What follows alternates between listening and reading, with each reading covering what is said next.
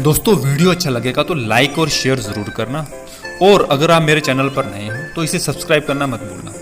दोस्तों मैंने आपके टेस्ट व्यू से सारे सवाल इंपॉर्टेंट लिए हुए हैं। उम्मीद है आपको वीडियो अच्छा लगेगा। तो आइए शुरू करते हैं आज का वीडियो। हमारा पहला सवाल, हाल ही में किस देश ने दुनिया का पहला डुअल मोड वाहन पेश किया है?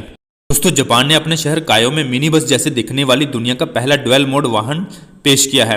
वाहन सड़क पर सामान्य रबर के टायरों पर चल सकता है, लेकिन इसके स्टील के पहिए जो इसके नीचे की ओर होते हैं रेल की पटरियों से टकराने पर नीचे उतर जाते हैं।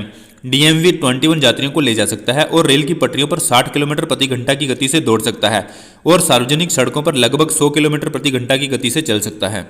दोस्तों रेल ट्रैक पर आसानी से ट्रेन जैसे मॉड्यूल में बदलने की यह सुविधा अपनी तरह की पहली विशेषता है। डीजल द्वारा संचालित वाहनों का छोटा बेड़ा अलग अलग रंगों में आता है। यह दक्षिणी जापान में शिकोकू द्वीप के तट के हिस्से के साथ चलता है, जो कई छोटे शहरों को जोड़ता है और यात्रियों को आकर्षक समुद्री तटीय दृश्य पेश करता है। दोस्तों जापान की राजधानी टोक्यो है। जापान की मुद्रा जापानी येन है। जापान के PM फुमियो किशिदा है। हमारा अगला सवाल, किस राज्य के मुख्यमंत्री ने हरियाणा कौशल रोजगार निगम वेब पोर्टल लॉन्च किया है?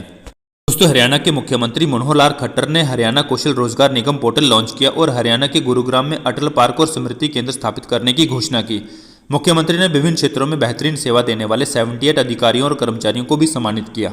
दोस्तों हरियाणा की राजधानी चंडीगढ़ है। हरियाणा के राज्यपाल बंडारू दत्तात्रेय हैं। हमारा अगला सवाल, श्यामा प्रसाद मुखर्जी रूर्बन मिशन को लागू करने में किस राज्य ने प्रथम स्थान हासिल किया है?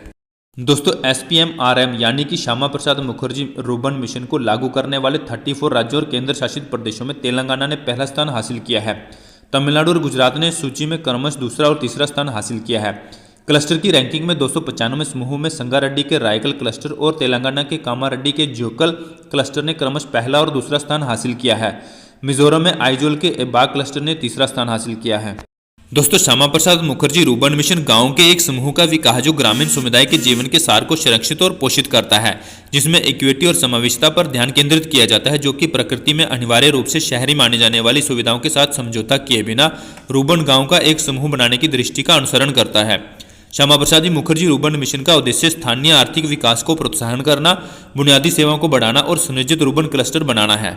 हमारा अगला सवाल, किस राज्य सरकार ने ई-रूपी को लागू करने के लिए NPCI और SBI के साथ भागीदारी की है?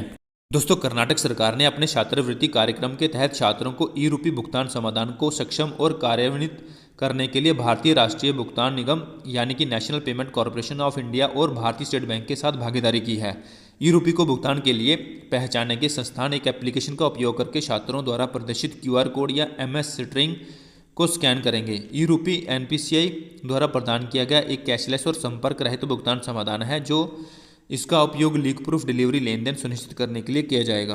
दोस्तों कर्नाटक सरकार ने अपने छात्रवृत्ति कार्यक्रम के तहत छात्रों को ई-रूपी भुगतान समाधान को सक्षम और कार्यान्वित करने के लिए भारतीय राष्ट्रीय भुगतान निगम यानी कि national payment corporation of India और भारतीय स्टेट बैंक के साथ भागीदारी की है। ई-रूपी को बनाने के लिए पहचाने के संस्थान दोस्तों कर्नाटक सरकार ने अपने छात्रवृत्ति कार्यक्रम के तहत छात्रों को ई-रूपी भुगतान समाधान को सक्षम और कार्यान्वित करने के लिए भारतीय राष्ट्रीय भुगतान निगम और भारतीय स्टेट बैंक के साथ भागीदारी की है। ई-रूपी को बनाने के लिए पहचाने के संस्थान एक एप्लीकेशन का उपयोग करके छात्रों द्वारा प्रदर्शित QR कोड या SMS स्ट्रिंग को स्कैन करेंगे। ई-रूपी NPCI द्वारा प्रदान किया गया एक कैशलेस और संपर्क रहित समाधान है और इसका उपयोग लीक प्रूफ डिलीवरी लेन देन सुनिश्चित करने के लिए किया जाएगा। दोस्तों कर्नाटक की राजधानी बेंगलुरु है। कर्नाटक के मुख्यमंत्री बसवराज S बोम्मई हैं। कर्नाटक के राज्यपाल थावरचंद्र गहलोत हैं। हमारा अगला सवाल, हाल ही में राष्ट्रीय डोप प्रशिक्षण प्रयोगशाला ने किसकी मान्यता प्राप्त की है?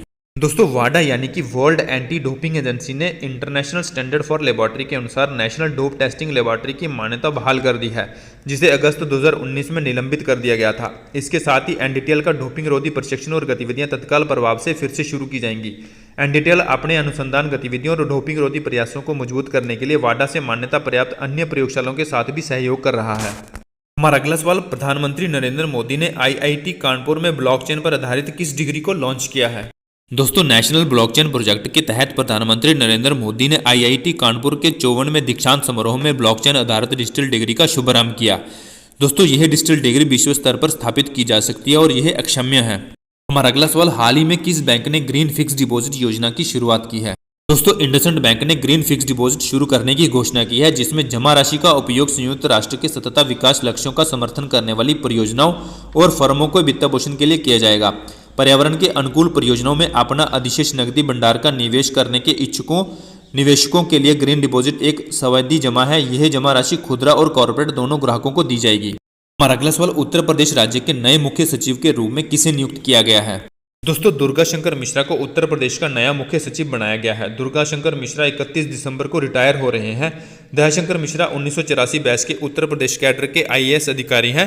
हमारा अगला सवाल, भारतीय तिब्बत सीमा पुलिस बल के महानिदेशक संजय अरोड़ा को किस विभाग का अतिरिक्त प्रभार दिया गया है? दोस्तों, भारतीय तिब्बत सीमा पुलिस बल के महानिदेशक सशस्त्र सीमा बल का अतिरिक्त प्रभार भी संभालेंगे। SSB के प्रमुख कुमार जयचंद्र 31 दिसंबर को सेवानिवृत्त हो रहे हैं। दोस्तों, भारतीय पुलिस सेवा अधिकारी अरोड़ा SSB का अतिरिक्त पदभार तब तक संभालेंगे जब तक इस पद पर भर्ती नहीं हो जाती या इस संबंध में अगला आदेश नहीं आ जाता। हमारा अगला सवाल, वित्त उद्योग विकास परिषद का नया सह अध्यक्ष किसे नियुक्त किया गया है? दोस्तों, FIDC यानी कि फाइनेंस इंडस्ट्रीज डेवलपमेंट काउंसिल ने अपने निदेशक मंडल में नई नियुक्तियों की घोषणा की है। दोस्तों, श्रीराम ट्रांसपोर्ट फाइनेंस ग्रुप के CEO और MD उमेश रवेनकर के अलावा MES फाइनेंशियल सर्विसेज के CMD कमलेश गांधी को FIDC का सह अध्यक्ष नियुक्त किया गया है। दोस्तों, FIDC का गठन 2004 में हुआ था। FIDC का मुख्यालय मुंबई में है। तो जनरल नॉलेज का यही वीडियो अगर आपको पसंद आया हो तो लाइक और कमेंट करना ना भूलें। धन्यवाद।